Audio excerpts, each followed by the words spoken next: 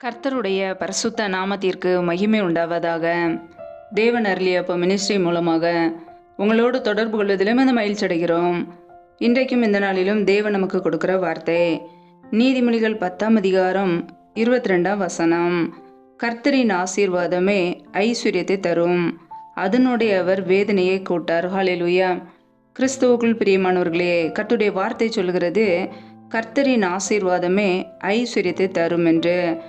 பிரியமானவர்களே, கர்த்தர் நம்முடைய வாழ்க்கையிலே நம்மை ஆசீர்வதிக்கும் பொழுது நம்முடைய குடும்பத்திலே ஐஸ்வர்யம் தங்கியிருக்கும், எந்த வேதனைகளும் இருக்காது.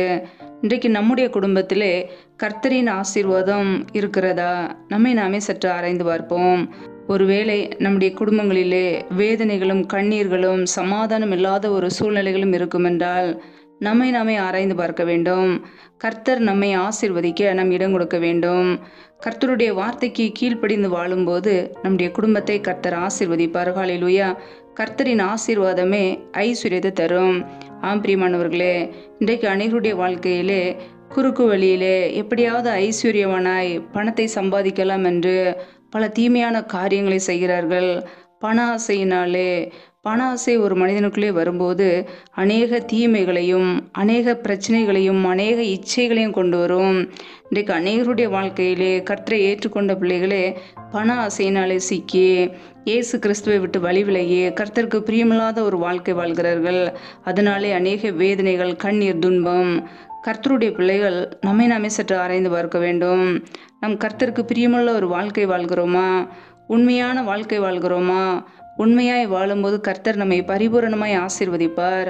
ஆனால் பொய்யான காரியங்கள், பொய்யான சுபாவங்கள், இருதயத்திலே தீமையான எண்ணங்கள் நமக்குள்ளே இருக்கும் என்றால் கர்த்தரால் நம்மை ஆசீர்வதிக்க முடியாது. நம்முடைய வாழ்க்கையிலே கர்த்தருக்கு முன்பாக நம்மை தாழ்த்தும் போது, மனம் திரும்பும் போது அவர் நம்மை உயர்த்துவார். தாழ்மைப்படும் பொழுது நம்முடைய குடும்பத்தை அவர் ஐஸ்வர்யத்தினால் நிரப்புவார். ஹல்லேலூயா. கர்த்தருக்கு முன்பாக தாழ்மைப்படுங்கள், அப்பொழுது அவர் உங்களை உயர்த்துவார் என்று வசனம் சொல்கிறது. பிரியமானவர்களே, உயர்வுகளை பெற்றுக்கொள்ள வேண்டுமென்றால் கர்த்தருக்கு முன்பாக நம்மை அர்ப்பணிக்க வேண்டும், மனம் திரும்பி வாழ வேண்டும், அவருடைய சத்தத்துக்கு நாம் செவி சாய்க்க வேண்டும். அப்போது கர்த்தர் நம்மை ஆசீர்வதிப்பார். கர்த்தரின் ஆசீர்வாதம் ஐஸ்வர்யத்தை தரும். ஹல்லேலூயா. வேதத்தில் நாம் பார்க்கிறோம், ஆதியாகமம் 26ஆம் அதிகாரம் 12ஆம் வசனம் 13ஆம் வசனங்களை பார்க்கும் பொழுது, ஈசாக்கு அந்த தேசத்தில் விதை விதைத்தான். கர்த்தர் அவனை ஆசீர்வதித்ததினால் அந்த வருஷத்தில் 100 மடங்கு பலனடைந்தான். அவன் ஐஸ்வர்யவானாகியே வர வர விருத்தியடைந்து மகா பெரியவனானான் என்று வேதம் சொல்கிறது. பிரியமானவர்களே, ஈசாக்கு அந்த தேசத்திலே விதை விதைத்தான்.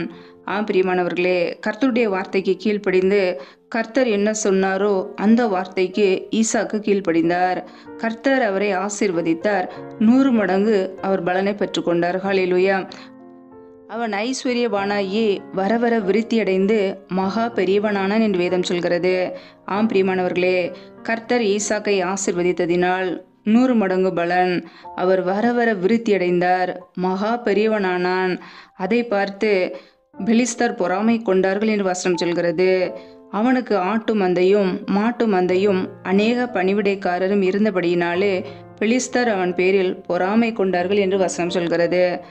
பிரியமானவர்களே, கர்த்தர் நம்மை ஆசீர்வதிக்கும் பொழுது நம்முடைய குடும்பத்திலே வர வர விருத்தி இருக்கும். கர்த்தர் நம்மை ஆசீர்வதிக்கும் பொழுது நம்முடைய குடும்பத்திலே எல்லா நன்மைகளும் இருக்கும்.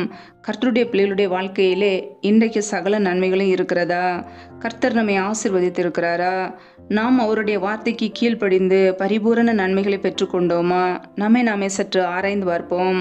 ஒருவேளை கர்த்தரின் ஆசீர்வாதங்கள் நம்முடைய குடும்பத்திலே குறைவுபட்டால் நாம் கர்த்தருக்கு முன்பாக தாழ்த்த வேண்டும். அவருடைய சத்தத்துக்கு செவி கொடுக்க இன்னும் நம்மிடத்தில் என்ன குறைவு இருக்கிறது என்பதை ஆராய்ந்து பார்த்து அதை சீர்திருத்திக் கொள்ள வேண்டும். கர்த்தர் நம்மை பார்த்து ஆசீர்வதிக்கிறவர், நம்முடைய இருதயத்தை பார்த்து ஆசீர்வதிக்கிறவர். மனிதனோ முகத்தை பார்க்கிறான், நம்முடைய கர்த்தராகிய இயேசு கிறிஸ்து நம்முடைய உள்ளத்தை பார்க்கிறார். நம்முடைய உள்ளம் எப்படி காணப்படுகிறது? பொல்லாங்கான காரியங்கள் நம்முடைய உள்ளத்திலே காணப்படுகிறதா? நம்முடைய இருதயத்திலே தீமையான சிந்தனைகள் காணப்படுகிறதா என்பதை அவர் அறிவார். அவர் உள்ளின் திரியங்களை ஆராய்ந்து அறிகிற தேவன். அவரை நாம் ஏமாற்ற முடியாது. மற்ற மனிதர்களை ஏமாற்றி விடலாம், உலக மனிதர்களை ஏமாற்றலாம், கர்த்தரை நாம் ஏமாற்ற முடியாது. ஹல்லேலூயா. அவர் நம்மை பார்த்து நம்முடைய இருதயத்தை பார்த்து நம்மை ஆசீர்வதிக்கிறவர். அவருக்கு பிரியமுள்ளவர்களாய், பரிசுத்தமுள்ளவர்களாய், உண்மை உள்ளவர்களாய், நீதி நியாயத்தோடு நடக்கும்போது அவர் நம்மை ஆசீர்வதிக்கிறார். ஹல்லேலூயா. உண்மையுள்ள மனிதன் பரிபூரண ஆசீர்வாதங்களை பெறுவான். பரிபூரண நன்மைகளை பெற்றுக்கொள்ள அவருக்கு முன்பாக உண்மையோடு உத்தமத்தோடு நாம் வாழ வேண்டும். ஹல்லேலூயா. அதையே கர்த்தர் எதிர்பார்க்கிறார். வேதத்திலே நாம் பார்க்கிறோம், அப்போஸ்தலர் 3:26 அவர் உங்கள் எல்லாரையும் உங்கள் பொல்லாங்குகளிலிருந்து விலக்கி உங்களை ஆசீர்வதிக்கும்படி தேவன் தம்முடைய பிள்ளையாகிய இயேசுவை எழுப்பி முதலாவது உங்களிடத்திற்கே அவரை அனுப்பினார் என்று வசனம் சொல்கிறது. ஆம் பிரியமானவர்களே, அவர் உங்கள் எல்லாரையும் உங்கள் பொல்லாங்குகளிலிருந்து விலக்கி உங்களை ஆசீர்வதிக்கும்படி தேவன் தம்முடைய பிள்ளையாகிய இயேசுவை எழுப்பி நம்மிடத்திற்கு அவரை அனுப்பி வைத்திருக்கிறார். ஆம் பிரியமானவர்களே, நாம் பொல்லாங்கான காரியங்களிலிருந்து விலக வேண்டுமென்று, நம்மை அவர் ஆசீர்வதிக்க வேண்டுமென்றால் தேவனுக்கு பிரியமில்லாத பொல்லாங்கான காரியங்களுக்கு நம் இடம் கொடுக்கக்கூடாது. ஏனென்றால் பொல்லாங்கு செய்கிற எவனும் ஒளியை பகைக்கிறான் என்று வசனம் சொல்கிறது. நாம் எப்பொழுதெல்லாம் பொல்லாங்கான காரியங்களுக்கு இடம் கொடுக்கிறோமோ நாம் இயேசு கிறிஸ்துவை பகைக்கிறோம். ஏனென்றால் இயேசு கிறிஸ்து மெய்யான ஒளியாய் இருக்கிறார். அவருடைய வெளிச்சம் நம்முடைய வாழ்க்கையிலே பிரகாசிக்க வேண்டும். பொல்லாங்கான காரியங்களிலிருந்து விலகும்போது, உண்மையாய் வாழும்போது, தீமையான காரியங்களுக்கு விலகி வாழும்போது கர்த்தர் நம்மை ஆசீர்வதிப்பார். ஹல்லேலூயா. ஏனென்றால் அவர் நம்மை ஆசீர்வதிக்க வந்தார். நம்முடைய வாழ்க்கையிலே இருக்கிற தரித்திர நிலைமைகள், வறுமைகள் எல்லாவற்றையும் மாற்ற இயேசு கிறிஸ்து வந்தார். நாம் அவரை ஏற்றுக்கொண்டோம். ஆனாலும் நம்முடைய வாழ்க்கையில் ஏன் குறைவுகள், ஏன் தேவனுக்கு பிரியமில்லாத காரியங்கள் நம்முடைய குடும்பங்களிலே காணப்படுகிறது, ஏன் வேதனைகள், ஏன் கண்ணீர் காணப்படுகிறது? கர்த்தர் நம்மை ஆசீர்வதிக்கும் பொழுது நம்முடைய குடும்பத்தில் எந்த வேதனைகளும் இருக்காது. ஹல்லேலூயா. ஏனென்றால் வேதனையை கொண்டு வருகிறவன் சத்ருவானவன், பிசாசானவன். அவனுக்கு நம்முடைய வாழ்க்கையிலே ஒருபோதும் இடம் கொடுக்கக்கூடாது.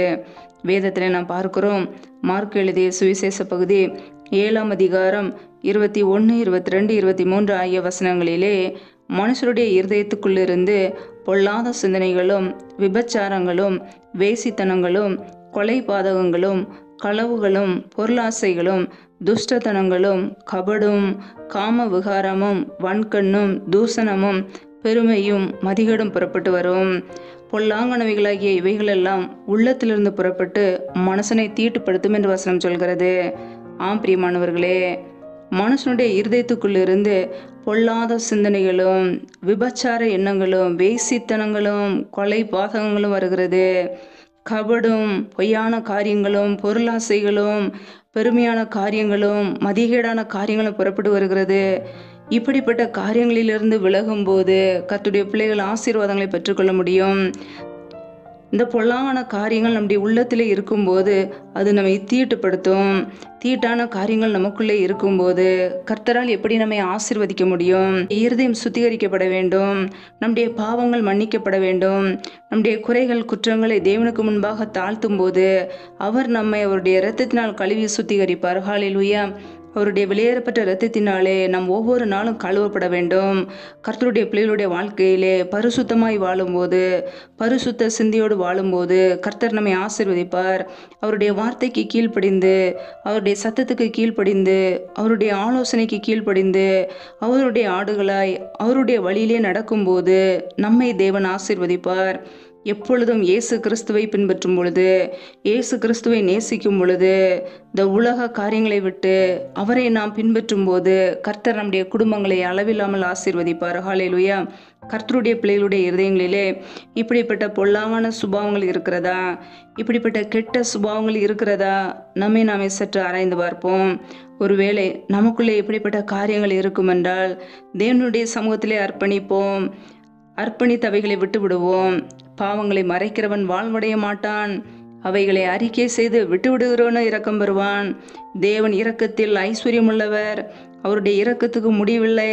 நம்முடைய பாவங்களை அறிக்கை செய்யும் போது அவர் மன்னிக்க ஆயத்தமாக இருக்கிறார். ஹல்லேலூயா. ஒரு பாவி மனம் திரும்பும் போது பரலோகத்திலே மிகுந்த சந்தோஷம். எல்லாரும் மனம் திரும்ப வேண்டும் என்பது பிதாவின் சித்தம். ஹல்லேலூயா. வேதம் சொல்லுகிறது, பாவம் செய்கிற ஆத்மா சாகும் என்று. ஆம் பிரியமானவர்களே, இன்றைக்கு அநேகருடைய வாழ்க்கையிலே இந்த பாவம் என்கிற ஒரு காரியம்தான் ஆசீர்வாதங்களை தடையாக அது கொண்டு வருகிறது. பாவம் செய்து மறுபடியும் துணிகரமாக பாவம் செய்து இயேசு கிறிஸ்துவை விட்டு விலகி அநேக சாபத்துக்குள்ளே கட்டப்பட்டு துன்மார்க்கமான வாழ்க்கை வாழ்ந்து கர்த்தருக்கு பிரியமில்லாமல் வாழ்ந்து தங்களுடைய வாழ்க்கையில் பல நன்மைகளை இழந்து போகிறார்கள். கர்த்தருடைய பிள்ளைகள் நம்மை நாமே ஆராய்ந்து பார்க்க வேண்டும். நம் நன்மை செய்ய அழைக்கப்பட்டவர்கள் பொல்லாங்கான காரியங்களை விட்டு விலக வேண்டும். பிசாசின் கிரியைகளுக்கு இடம் கொடுக்கக்கூடாது.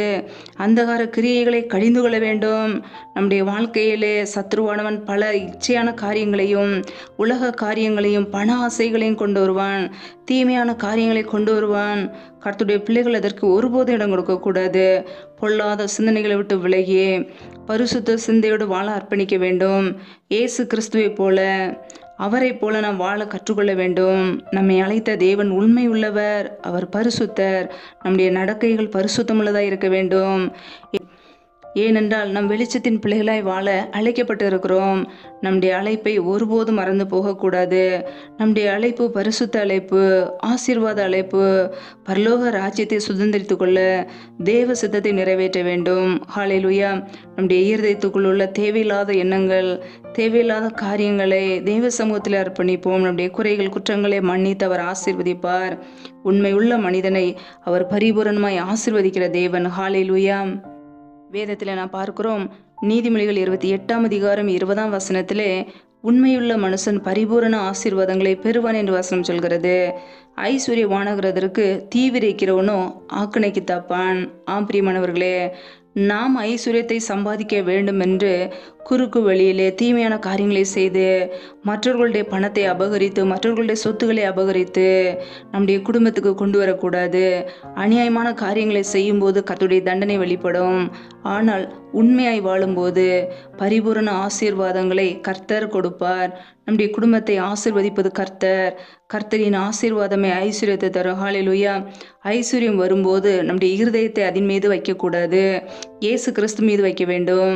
நம்முடைய வாழ்க்கையிலே கர்த்தர் கொடுத்த நன்மைகளையும் ஆசீர்வாதங்களையும் பெறுவதற்கு தகுதி உள்ளவர்களாய் மாறுவோம். அதற்கு பாத்திரவான்களாய் மாறுவோம். கர்த்தருடைய கரத்தில் நம்மை அர்ப்பணிப்போம். தாழ்மையோடு அவருக்கு முன்பாக மனம் திரும்பி ஒப்பு கொடுத்து ஜெபிப்போம். கர்த்தர் நம்மை அவருடைய பரிபூரண ஆசீர்வாதங்களினாலும் அளவற்ற கிருபையினாலும் மிகுந்த அன்பினாலும் நிரப்பி நம்மை வழி நடத்துவார். ஹல்லேலூயா. கர்த்தர் தாமே இந்த வார்த்தையின்படி உங்களை ஆசீர்வதிப்பாராக. ஆமேன். நம்மை நாமே அவருடைய சமூகத்திலே தாழ்த்தி அர்ப்பணித்து ஜெபிப்போம். ஜெபம். எங்களை அதிகமாய் நேசிக்கிற எங்கள் அன்பின் பரலோக பிதாவே, மெய் துதிக்கிறோம், ஸ்தோத்தரிக்கிறோம். அப்பா, இந்த நாளிலும் கூட நம்முடைய வார்த்தைகளோடு எங்களோடு பேசினீரே, அதற்காக உமக்கு ஸ்தோத்திரம், ஸ்தோத்திரம், ஸ்தோத்திரம். நல்லவரே மெய் துதிக்கிறோம், வல்லவரே மெய் துதிக்கிறோம், மகிமை உள்ளவரே மெய் துதிக்கிறோம். நேற்றும் இன்றும் என்று மாறாத எங்கள் அன்பு நேசரே மெய் துதிக்கிறோம். எங்களுக்காக ஜீவனை கொடுத்தவரே மெய் துதிக்கிறோம். ஜீவாதிபதி ஆனவரே மெய் துதிக்கிறோம். மகிமையின் ஆவியானவரே மெய் துதிக்கிறோம். கிருபையின் ஆவியானவரே மெய் துதிக்கிறோம். அன்பின் ஆவியானவரே மெய் துதிக்கிறோம் அப்பா, துதிக்கிறோம் அப்பா, துதிக்கிறோம் அப்பா. ரிபாலா கதர ஷேகேலே தேனே மாரா ஷாக்கரா கதூரா கரதரபலா. என் தேவனுடைய வல்லமை வெளிப்படட்டும். ஆவியானவரே இறங்குவீராக. உடைய அபிஷேகத்தினால் நிரப்புவீராக. எங்களுக்குள்ளே வாசம் பண்ணுகிற பரிசுத்த ஆவியானவரே, உம்மை நாங்கள் அழைக்கிறோம், அழைக்கிறோம், அழைக்கிறோம். ரீபா ரஹா தர ஷஹா ரத ரஷேகேலே தேனே மாரா ஹதரபலா. என் தேவனுடைய வல்லமை வெளிப்படுவதாக. ஒவ்வொரு பிள்ளைகள் மீதும் உடைய தொடுதல் உண்டாவதாக. ரீபா கபா ரஷாக்கே ரேகே தேனே கர தரபல்லா. யாரெல்லாம் இணைந்து ஜெபிக்கிறார்களோ ஒவ்வொரு குடும்பங்களும் உடைய கரங்களிலே அர்ப்பணிக்கிறோம் அப்பா. என் தேவன் ஆசீர்வதிங்கப்பா. என் தேவன் பாதுகாத்து கொள்ளுங்க. பிள்ளைகள் செய்கின்ற வேலைகள், தொழில்கள், வியாபாரங்கள் எல்லாவற்றையும் ஆசீர்வதிப்பீராக. ரீபா கர ஷேகே லே தேனே மாரா ஹத ரஷாக்கா ரதர கபரா கதூரா கர தரபல்லா. என் தேவனுடைய வல்லமை வெளிப்படுவதாக. ரீபா கர ஷேகே லே தேனே மாரா கர தரபல்லா.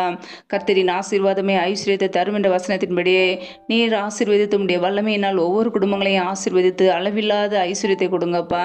உடைய கரங்களிலே அர்ப்பணித்து தாழ்த்தி ஜெபிக்கிறோம். எங்களுடைய குறைகள் குற்றங்களை மன்னித்து உடைய இரத்தத்தினால் கழுவி சுத்திகரிப்பீராக. ரீபா லஹா தர ஷக ரக துரி கர கதரபலா ஹதரபலா. ரீபா லஹா தர ஷேகே லேதேனே மர ஹதரபலா. எந்தெந்த குடும்பங்களிலெல்லாம் வேலைக்காக ஜெபிக்கிறார்களோ பிள்ளைகள் படிப்புக்கேற்ற நல்ல வேலைகளை கொடுங்கப்பா. வேலை காரியங்களில் இருக்கிற தடைகளை முற்றிலுமாக நீக்கி போடுவீராக. இயேசு கிறிஸ்துவின் வல்லமையுள்ள நாமத்தினாலே தடைகள் முற்றிலுமாக நீக்கப்பட்டு போவதாக. ரீபா ரஷாக்கா ரேகே தேனே மகாதர ஷாக்கராக தூரி கராதரபலா. தடைகள் விலகுவதாக, தடைகள் விலகுவதாக. என் தேவன் தடைகளை நீக்குகிறவர். பிள்ளைகள் வாழ்க்கையிலே முன்சென்று எல்லா தடைகளை நீக்கி ஆசீர்வதிங்க. ரீபா ரஷாக்கா ராக்கா தூரி கராதரபலா. எந்தெந்த குடும்பங்களிலெல்லாம் கர்ப்பத்தின் கனிக்காக பல மாதங்களாக கண்ணீரோடு பாரத்தோடு ஜெபிக்கிறார்கள் இருக்கிறார்களோ என் தேவன் மனமிறங்கி ஆசீர்வதிங்க. பிள்ளைகள் கர்த்தரால் வரும் சுதந்திரம், கற்பத்தின் கனி அவரால் கிடைக்கும் பலன் என்று வேதத்திலே நாங்கள் வாசிக்கிறோம். என் தேவன் ஆசீர்வதிங்கப்பா. மற்றவர்களுக்கு முன்பாக வெட்கப்பட்டு போகாதபடிக்கு, நிந்தியோடு அவமானத்தோடு கண்ணீரோடு வாழாதபடிக்கு என் தேவன் பிள்ளைகளை ஆசீர்வதிங்க.